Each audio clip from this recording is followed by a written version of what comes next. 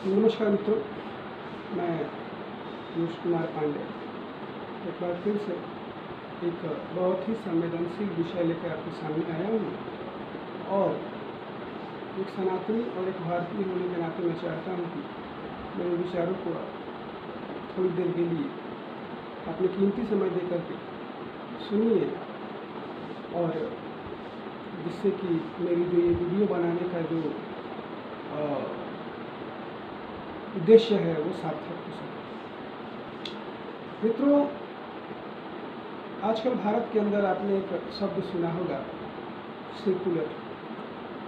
ये हम लोग आम तौर पे इस शब्द को आपको सुनने को मिल रहा होगा, सेकुलर। पर क्या आपको पता है कि ये संविधान में सेकुलर शब्द है या था या बाद में जोड़ा गया? क्या भारत के अंदर कुछ प्रश्न ऐसे हैं जिसका उत्तर ये हम सभी को अपने मन से देना चाहिए। भारत एक सेकुलर देश है या नहीं है? और इस सेकुलरिज्म की परिभाषा क्या होनी चाहिए? क्या सेकुलरिज्म की परिभाषा होना चाहिए अल्पसंख्यकों का तुष्टीकरण, हिंदू समाज, हिंदू जनमानस के भावनाओं की, उनकी संवेदनाओं के साथ खेलना, उनके देवी देवताओं, उनके इतिहास और उनके लिए अनेक तरह के बनी बनाई मनगढ़ंत शब्दावली का प्रयोग करना, जैसे हिंदू आतंकवाद, हिंदू फोबिया, इस तरह के जो वर्ड हैं जो आजकल काफ़ी प्रचलन में आपको दिख रहे हैं। भारत एक सेकुलर कंट्री है, ये सभी लोग जानते हैं, जहाँ सभी धर्मों का समान अधिकार है। पर क्या इस समान अधिकार और बोलने की आज़ादी के बीच में कुछ सीमाएं होती हैं, जिस सीमाओं को अक्सर लोग भूल जाते हैं। हम अगर देखा जाए तो भारत का जो इतिहास है काफ़ी पुराना है, और इसके अंदर तमाम महान राजा महाराजाओं का उल्लेख रहा है, और उनका वीरता और उनकी चतुराई और उनकी वार टैक्टिक्स, युद्ध कला के बारे में पूरी दुनिया परिचित है। पर ऐसा लगता है कि इतिहास की किताबों में अगर आप देखेंगे तो जैसे लगेगा कि भारत के इतिहास की शुरुआत हुई है दिल्ली सल्तनत, जहाँ पे गुलाम वंश से, और फिर वहाँ से स्थानांतरित होकर के बाबर अर्थात मुगल वंश, और उसके बाद ब्रिटिशर्स। यही भारत का इतिहास रहा है। और बड़ी चालाकी से हमारे देश के कुछ सेकुलर के नाम पे राजनीति करने वाले पुराने दल, जिन्होंने देश की आज़ादी के बाद यहाँ के आने वाले जो युवाएं हैं उनको उनकी वास्तविक इतिहास से बेदखल कर दिया। मैं ये बात इसलिए कह रहा हूँ कि अगर किसी भी राष्ट्र को अगर आपको गुलाम बनाना है तो उसको आप शारीरिक गुलाम नहीं बना तो सकते हैं, पर आप वो चाहे तो कभी भी आपसे आज़ादी ले सकता है। परंतु अगर आप किसी को वैचारिक गुलाम बना देंगे तो वो शारीरिक रूप से भी आज़ाद होते हुए भी वो मानसिक रूप से गुलाम होगा। और शायद इसी थ्योरी को लेकर के अंग्रेज़ों ने यहाँ अंग्रेजी शिक्षा को लाया। जैसा कि आपको पता है भारत के स्वतंत्रता के पश्चात लगभग कई ऐसे शिक्षा मंत्री हुए जो कि एक खास वर्ग विशेष के थे, या अगर ओपनली मैं कहूँ तो वो एक मुस्लिम समुदाय से रहे हैं। उन्होंने ये देखा गया है, मैं इतिहास का शिक्षक रहा हूँ, मैं इतिहास का स्टूडेंट भी हूँ, और मैंने इन चीज़ों को बहुत ध्यान से देखा है कि मैंने ये पाया है कि जहाँ पे मुगलों का महिमा मंडन किया गया है, जहाँ पे आप बताइए वो पृथ्वीराज चौहान जो दिल्ली सल्तनत का एक प्रतापी राजा था, भारत के अंदर जब विदेशी कोई अटैक किया और यहाँ पे आक्रमण किया और यहाँ पे विजय पाया, और उसकी हार को उस तरीके से दिखाया जाता है जैसे कि मानो भारत का इतिहास बस यही है। क्या कभी किसी ने चंद्रगुप्त, समुद्रगुप्त या विक्रमादित्य के बारे में कभी आपने कोई पढ़ा है? क्या क्लास 6, 7 और 8, 9 ये 4 जो क्लासेस हैं, इसके अंदर 6 में एंशिएंट, 7 में मिडिवल और 8 में मॉडर्न हिस्ट्री पढ़ाई जाती है। उन किताबों के अंदर अगर आप देखा जाए तो एंशिएंट हिस्ट्री के अंदर बहुत थोड़े से मटेरियल के अंदर निपटा दिया गया है पूरे भारत के प्राचीन इतिहास को। परंतु अगर आप देखिए तो मिडिवल हिस्ट्री के अंदर अगर किसी भी अमूमन, मैं अपनी बात को इस तरह से भी प्रमाणित कर सकता हूँ कि अगर किसी बच्चे से अगर आप पूछिए एंशिएंट हिस्ट्री से समुद्रगुप्त के बारे में, चंद्रगुप्त के बारे में, चंद्रगुप्त मौर्य के बारे में, अशोक के बारे में, तो शायद मुझे लगता है कि 100 में से 90 बच्चों से भी ज़्यादा बच्चे ऐसे होंगे जो कि अनभिज्ञ होंगे, जो कि नहीं बता पाएंगे कि वास्तव में ये कौन थे। परंतु अगर आप नॉर्मली अगर इतिहास का कोई भी स्टूडेंट है, आप अगर उनसे बात करिए या किसी भी समाज के किसी भी वर्ग से आप अगर बात करिए, अकबर कौन था, बाबर कौन था, उसका बेटा कौन था, आपको लगेगा कि जो 6 मुगलों का जो पीढ़ियाँ थी, बाबर से लेकर औरंगजेब तक, माना जाता है यही भारत का इतिहास है। और बड़ी चालाकी से जो सच्चाई है उसको छुपा दिया गया, जिसके अंदर कुछ ऐसे भी रूलर हुए जिनका महिमा मंडन किया गया और उनकी पूजा करवाई गई। टीपू सुल्तान जैसे राजा, जिनके हाथों से न जाने कितनी हिंदुओं, ब्राह्मणों और स्त्रियों की इज्जत के साथ खिलवाड़ किया गया, उस इतिहास को बड़ी चालाकी से जो भारत के कांग्रेस की जो सरकार रही है, बड़ी ही चालाकी से उस इतिहास को मिटा करके और बहुत चालाकी से मुगल और दिल्ली सल्तनत के जो भी रूलर रहे उनको काफ़ी बखान किया गया है। उनको कला प्रेमी और युद्ध कौशल का बहुत बड़ा जानकार बताया गया है। ऐसा पाया गया है कि अक्सर हम लोग पढ़ते हैं ताजमहल, लाल किला, इंडिया गेट या जो कुछ भी है, इन जितने भी जो नाम आप लोग देखते हैं, इन नामों की ये मैं मानता हूँ कि ब्रिटिशर्स के समय में जो चीज़ें बनी हैं उसका तो एविडेंस तो हम मानते हैं, परंतु कुछ मुगलों के समय बनाई हुई कुछ ऐसी बिल्डिंग्स हैं जिसके ऊपर अगर मुझसे कोई कहे तो मैं एक प्रश्न पूछता हूँ, और शायद अगर किसी के पास इसका जवाब है, अगर कोई ये मानता है कि मैं इतिहास का छात्र हूँ या इतिहास का शिक्षक हूँ, तो कृपया मुझे इस कमेंट में ज़रा बताने का प्रयास करिए कि जिस मुगलों का या दिल्ली सल्तनत के जो भी रूलर रहे, जिनको की कला प्रेमी बताया गया और उनके द्वारा बनाए गए बहुत सारे मॉन्यूमेंट, जिसको कि उनके नाम से काफ़ी ज़्यादा प्रसिद्ध किया गया, क्या वो लोग अगर उसका निर्माण उन्होंने अगर करवाया था तो ये लोग जिस कंट्री से आए थे, क्या उस कंट्री के अंदर उस समय इस तरह की कोई कलाकृति है? क्या वो कला घर बनाने का, महल बनाने का, चाहे वो कोई स्टेचू रहा हो, चाहे वो पिलर रहा हो, चाहे वो फोर्ट रहा हो, या वो टेम्पल रहा हो, या फिर वो मॉस्क्यू रहा है, टेम्पल तो अमूमन होगा ही नहीं, पर एक बात कह रहा हूँ, क्या वो लोग जिस कंट्री से आए थे उस कंट्री में आज भी, मैं आज की बात करता हूँ, आज भी क्या उस तरह का आर्किटेक्ट या फिर उस तरह के आर्किटेक्चर क्या उससे पहले थे? नहीं थे, पर बड़ी चालाकी से उनके नाम के साथ जोड़ दिया गया। दिल्ली शहर की पहला जो शहर बसाने वाला तोमर राजपूत आनंदपाल तोमर, जिसके बारे में शायद इतिहास में किसी को पता ही नहीं होगा, या बहुत जो डीपली इतिहास का जानकार होगा वही जान पाएगा।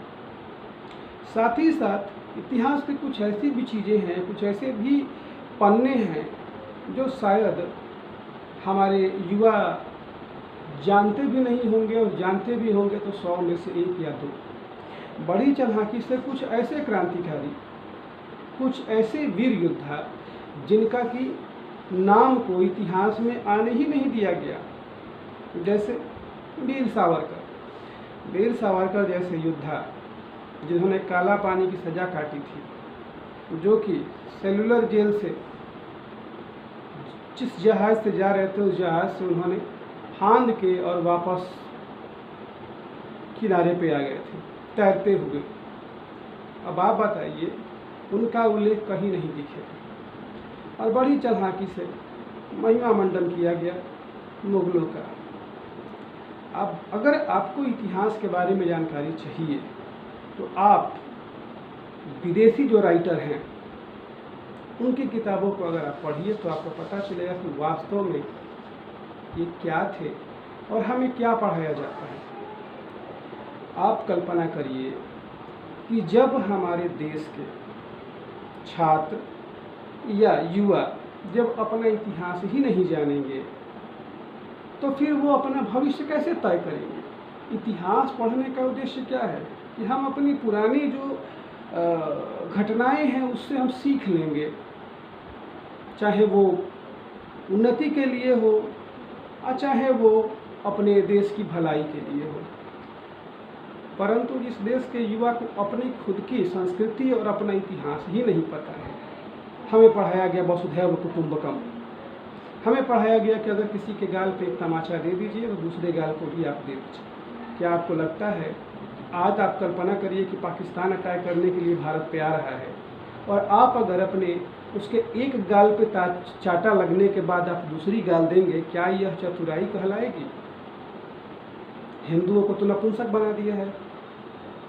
अहिंसा परमो धर्म और गंगा जमुनी तहजीब के नाम पर हिंदुओं को बरगलाया गया और अलग अलग तरह के थ्योरी दी गई। और अगर आपने बड़ी चालाकी से, आप इस चीज़ को ध्यान से ज़रा सोचिएगा, मैं किसी को ये नहीं बता रहा हूँ कि आप झगड़ा करिए या फिर आप आंदोलन करिए, जी नहीं, मैं उस सच्चाई के ऊपर बात करना चाहता हूँ जो सच्चाई को कोई देखना नहीं चाहता या जानबूझकर भी कोई बोलना नहीं चाहता। आज अगर कोई इंसान या कोई भी सनातनी हिंदू धर्म के ऊपर अगर किसी तरह का कुछ वक्तव्य देता है, कुछ कहता है, तो तुरंत उसको कुछ खास तरह के जो मीडिया है, कुछ खास तरह के जो सोशल एक्टिविस्ट हैं, कुछ खास तरह के एंकर हैं या कुछ खास तरह के राइटर हैं जो कि उसको खुलेआम हिंदू होते हुए उसको आतंकवादी घोषित कर देगा। परंतु उनको क्या ये पता है कि जम्मू एंड कश्मीर के जिस समय रातों रात कश्मीरी पंडितों को भगाया गया, ये वो कश्मीरी पंडित थे जो कि काफ़ी समय पहले से वहाँ पे रह रहे थे और शायद आपको नहीं पता है, कश्मीरी पंडित कश्मीर के सबसे ज़्यादा संपन्न और सबसे ज़्यादा ज्ञानी हुआ करते थे। कुछ लोग कहते हैं कि इन बातों से हमें क्या लेना देना है, तो शायद आप भूल रहे हैं कि जो लोग इन सब बातों पे जब बात करेंगे तो कहेंगे विकास के बारे में बात करो। मैं उनसे पूछना चाहता हूं कि जम्मू कश्मीर के अंदर जो कश्मीरी पंडित थे वो विकास नहीं किए थे? उन्होंने विकास भी किया था, उनके पास ज्ञान भी था, पर ये विकास और ये ज्ञान कहाँ चला गया? रातों रात उनको इस देश में उनके दादा परदादा, उनके कई पूर्वजों ने अपने खून पसीने से इस देश को सींचा और वही इसी देश के जम्मू कश्मीर के उन कश्मीरी पंडितों को रातों रात वहाँ से भगा दिया गया। और लोग कहते हैं कि गंगा जमुनी तहजीब। आप ये बताइए, इस पिछले 60 या 70 सालों से या 50 सालों से 92 की बात जो घटनाएं हुई, आज तक कितनी कश्मीरियों को किसी ने देखा है कि हाँ हम कश्मीरी पंडितों को बुलाना चाहते हैं? ये वही लोग थे जो कि उनके पड़ोस में रहते थे और जब उस रात की घटनाएं हुई तो उन्होंने अपने ही पड़ोसी हिंदुओं को मरवा दिया, उनकी लड़कियों का रेप किया, उनके संपत्तियों को लूटा और फिर भी हमें पढ़ाया गया गंगा जमुनी तहजीब। आप ये बताइए, जब कहीं भी अगर खास समुदाय के बारे में अगर कोई खास समुदाय कुछ अपने धर्म को लेकर के कुछ भी बोलता है तो वहाँ पे बचाने वाले तुरंत कहेंगे कि इसे आपको क्या दिक्कत है, ये तो देश सेकुलर है। परंतु जैसे ही आप उसी जगह पे आप अगर हों, तुरंत आपको नाम दिया जाएगा आप एक सांप्रदायिक व्यक्ति हैं या फिर आप जिस संगठन से जुड़े हुए हैं वो एक सांप्रदायिक संगठन है। आपको पता है देश के अंदर जिस तरह से मैं खुद नहीं समझता था, मुझे नहीं पता था और मैं सच बताऊं तो मुझे भरोसा नहीं होता था कि लव जिहाद जैसी कोई चीज़ें होती हैं, क्योंकि जो विपक्षी पार्टियां थी इस चीज़ को हमेशा से नकार दिया गया, उनके द्वारा नकार दिया गया कि इस तरह की कोई घटनाएं भी होती है, इस तरह की कोई बात भी है। पर जब इन चीज़ों को ध्यान से और बहुत अंदर तक गहराई से जब देखा गया, सोचा गया, तो पता चला कि आखिर इसके बीच की बातें क्या हैं और ये क्या वास्तव में ये धरातल पे है चीज़ें। और जब पाया गया तो सबकी आंखें खुली की खुली रह गई। लोग आश्चर्य में पड़ गए कि जहाँ पे उन लड़कियों को अलग अलग रेट फिक्स किया गया है कि आप लड़कियों को अगर आप फंसाते हैं आपको इतना मिलेगा, उनसे शादी करते हैं इतना मिलेगा, और इस तरह से उन लड़कियों को नाम छुपा करके। सबसे बड़ी चीज़ एक और चीज़ मैं आपसे कहना चाहूँगा, आप देख रहे होंगे आजकल और आप आगे और देखेंगे, शाहीन बाग किसान आंदोलन। आज से पहले किसान आंदोलन जो चल रहा था, क्या पंजाब के ही किसान उसमें किसान हैं, बाकी देश के किसान नहीं हैं? आप ये बताइए, इस देश का जो किसान 6 महीने के लिए जो कहता है कि मुझे कोई दिक्कत नहीं है, मैं 6 महीने भी बैठ सकता हूँ रोड पे, जो किसान बोरे के बोरे काजू और किशमिश बैठ के खा रहा है, वो किसान कहता है कि मेरे पास पैसे की कमी नहीं है, और वो ही किसान रो रहा है कि हमको किसी कानून में हमें भिखमंगा बना देगा, किसी कानून हमें गरीब बना देगा। पर वो जो राकेश टिकैत हैं, आपको क्या लगता है वो किसान के नेता बने हैं और क्या वो देश को जगाने का प्रयास कर रहे हैं किसानों के हक के लिए? जी नहीं। उनका संपत्ति जाके आप देखिए कितने करोड़ों की संपत्ति है उनकी। जब आप खुलेआम बोलते हो आप बीजेपी को वोट मत दो, तो जिस आप बात कर रहे हो जिस एमएसपी की, क्या आपने कभी पंजाब में पूछा जो डायरेक्ट किसानों के अकाउंट में जो पैसा जा रहा है, शुरुआत में उसने क्यों नहीं नाम दिया? बहुत ज़्यादा प्रेशर देने के बाद उन्होंने किसानों का डायरेक्ट बेनिफिट जो डायरेक्ट अकाउंट में उनके पैसे जा रहा था जाना शुरू हुआ। शाहीन बाग एक प्रयोग था। कश्मीर से मोदी जी ने 370 हटा दिया।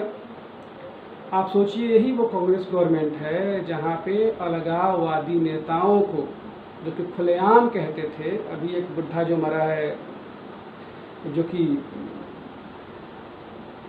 अलगाववादी नेता था 92 साल की उम्र में, और वो नेता खुलेआम कहता था कि हम पाकिस्तानी है, पाकिस्तान हमारा है, और उसको यही भारत सरकार, कांग्रेस की सरकार करोड़ों रुपए की उसकी सुरक्षा में खर्च करती थी।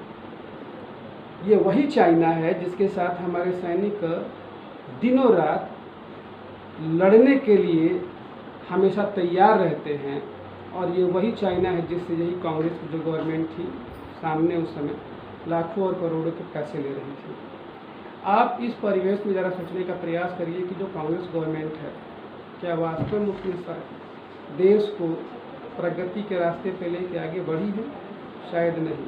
आप अगर इन बातों को ध्यान से देखिए, जितने भी कहीं कोई भी देश विरोधी बात हो, बस शर्त इतना होना चाहिए कि वो बीजेपी के विरोध में हो, चाहे उसके लिए देश ही को क्यों न गाली देना पड़े, कांग्रेस गवर्नमेंट हमेशा खड़ी रहेगी। चाहे वो जेएनयू की घटना हो, चाहे वो किसान का आंदोलन हो, चाहे वो शाहीन बाग हो, या फिर वो कोई भी प्रयोग हो, हर वो जगह केवल इतना होना चाहिए कि बीजेपी के विरोध हो।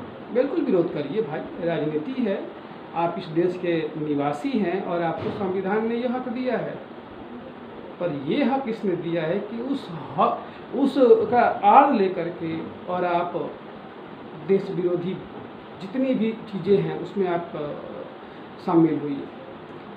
कश्मीर से जब इन सभी चीज़ों का खात्मा हो गया तो फिर जो पाकिस्तान था उसने अपने ध्यान को लगा दिया खालिस्तान की तरफ, और इसके शिकार होने लगे जो किसान।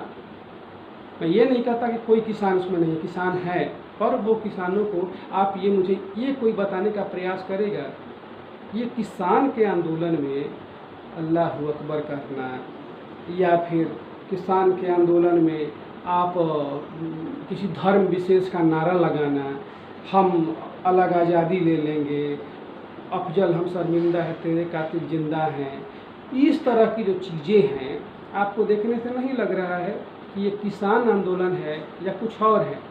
खुलेआम खालिस्तान का झंडा फहराया जा रहा है। किस किसान का खालिस्तान से कोई संबंध है, आप मुझे बताइए। मैं ये नहीं कहता कि इसमें किसान है, बिल्कुल किसान है और किसान का होना चाहिए, पर वो कौन किसान है जो कि जितनी देश विरोधी चीज़ें हैं उसमें वो दिखाई दे रहा है?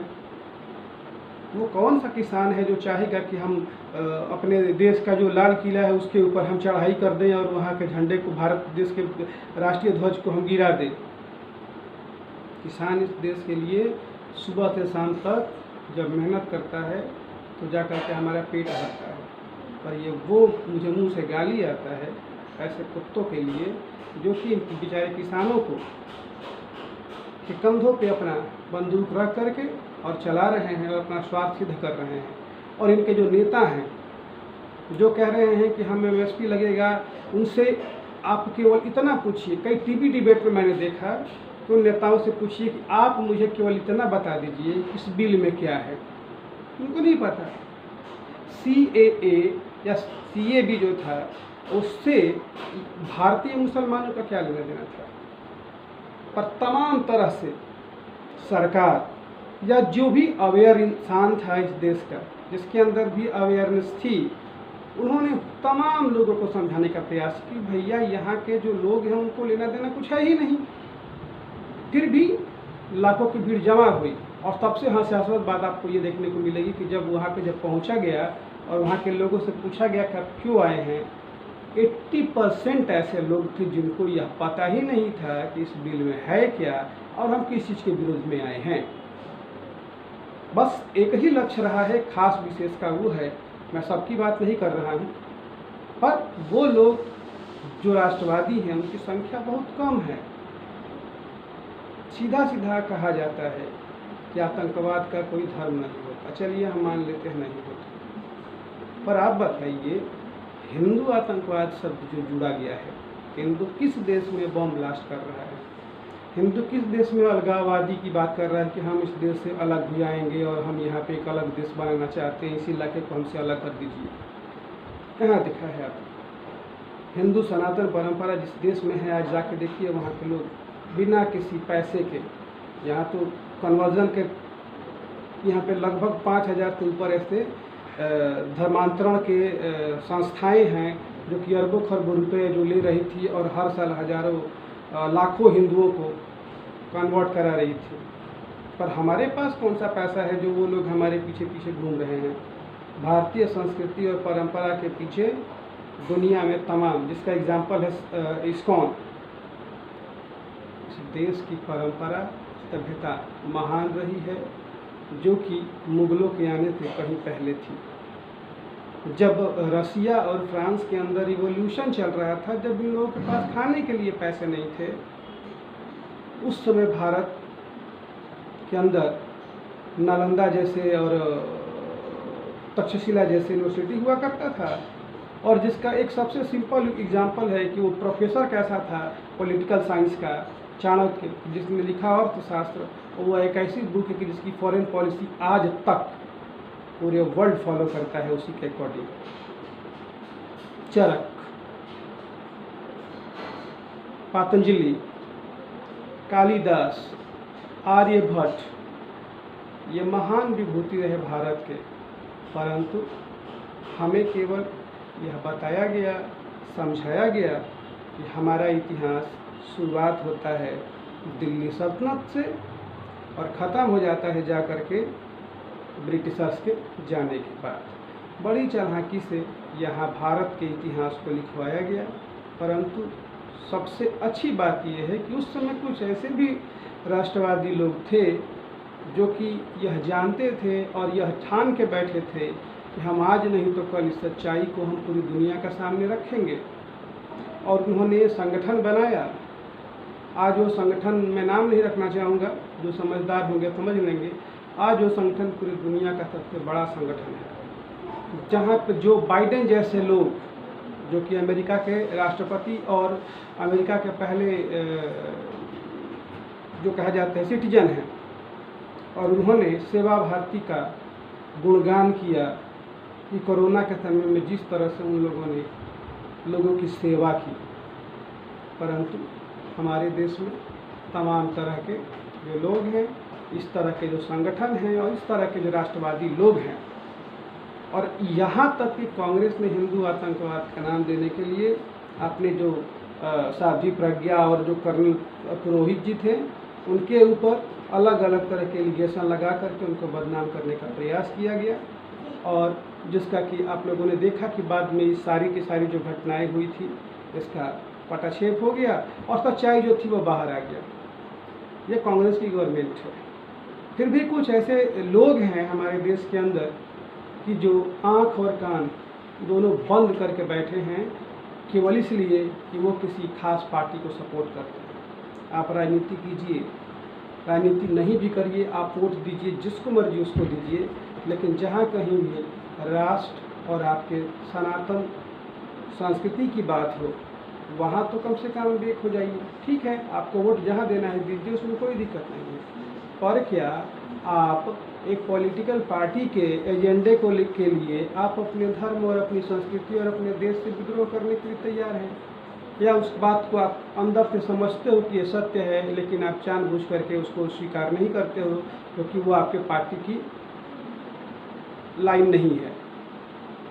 भारत के अंदर भारत का इतिहास अमर रहा है और अखंड भारत की संकल्पना जो थी, जो कि ईरान तक फैली हुई थी, और आज भारत सिकुड़ता जा रहा है और पिछले 100 साल में भारत के ले जाने कितने टुकड़े हो गए। और आज मैंने जो शुरुआत किया सेकुलर शब्द का, भारत तभी तक सेकुलर है जब यहाँ हिंदू बहुसंख्यक है। इसका सबसे बड़ा एग्जाम्पल जो मैं अभी दे रहा हूँ, आप अपने मन से पूछिएगा, सोचिएगा और समझिएगा।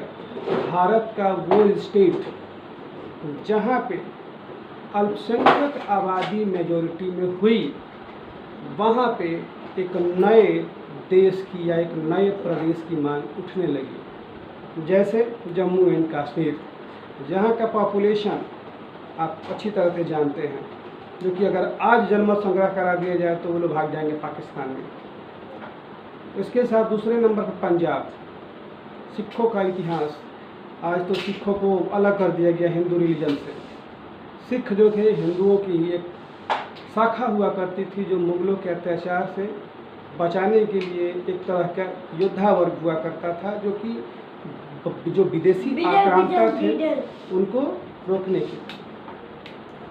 लेकिन सबसे बड़ी बात यह है कि इन सभी बातों को जानते हुए भी बड़ी सफाई से खालिस्तान की मांग हुई सरदारों की। नागालैंड में चले जाइए, जहाँ पे सिखों ईसाइयों को लेकर के उन्होंने अलग नागालैंड की मांग की। भारत सेकुलर तब तक है जब तक हिंदू बहुसंख्यक है, ये ओपनली मैं कह सकता हूँ। और इसका सबसे बड़ा एग्जाम्पल है, आप उठा के देख लीजिए, जहाँ कहीं भी अल्पसंख्यक वर्ग की आबादी ज़्यादा हुई है वहाँ एक अलग देश की मांग उठी है। इसीलिए मैं सभी सनातनियों को बोलता हूँ, आप अपने छोटे छोटे जो मतभेद है उसको भुला दीजिए। आप किस पार्टी को वोट देते हो, आप क्या करते हो, उसको भूल जाइए। और रही बात अगर जातिवाद की, तो जो लोग मनुवादी कहते हैं, क्या उनसे आप पूछिए कि आपको पता है कि वर्ण व्यवस्था और जाति व्यवस्था में क्या अंतर है? पर उन लोगों को नहीं पता, और बड़ी ही आसानी से उन्होंने अपने तरीके से इतिहास को तोड़ मरोड़ के पेश किया और इस तरीके से बनाया गया जैसे कि भारत की जो संस्कृति है वो बहुत बुरी है। क्या सती प्रथा हमारे समाज में थी? ये नहीं थी, पहले से नहीं थी, ये बाद में डाली गई थी। क्यों? क्योंकि जब से आक्रमण होने लगे विदेशी, उसके बाद से ये प्रथा शुरुआत हुई। महिला भ्रूण हत्या, इसका शुरुआत हुआ जब विदेशी आक्रमण होते थे। तो शुरुआत में जब औरतों के साथ जब भद्रता होती थी तो उस चीज़ को हटाने के लिए तो औरतें जौहर करती थी, और उसके बाद से उन लड़कियों को मारा जाने लगा। ये रहेंगी तो दिक्कत होगी, इसलिए इनको मारने लगे। पर किस इतिहास के, किस हिंदू जो किताब है जिसके अंदर दिया हुआ है कि हमारे देश में जातिवाद था? क्या आपने कभी सुना है महाभारत में कि कृष्ण जी यादव थे तो उनको कृष्ण यादव लिखा जाता था, राम जी क्षत्रिय थे तो राम सिंह लिखा जाता था? कभी नहीं। आप इससे बड़ा एग्जाम्पल आप क्या ले सकते हैं? वहाँ पे जाति नहीं था, वर्ण था, लेकिन इतिहास के साथ वो चीज़ें बदल गई। पर हमें सिखाया जाता है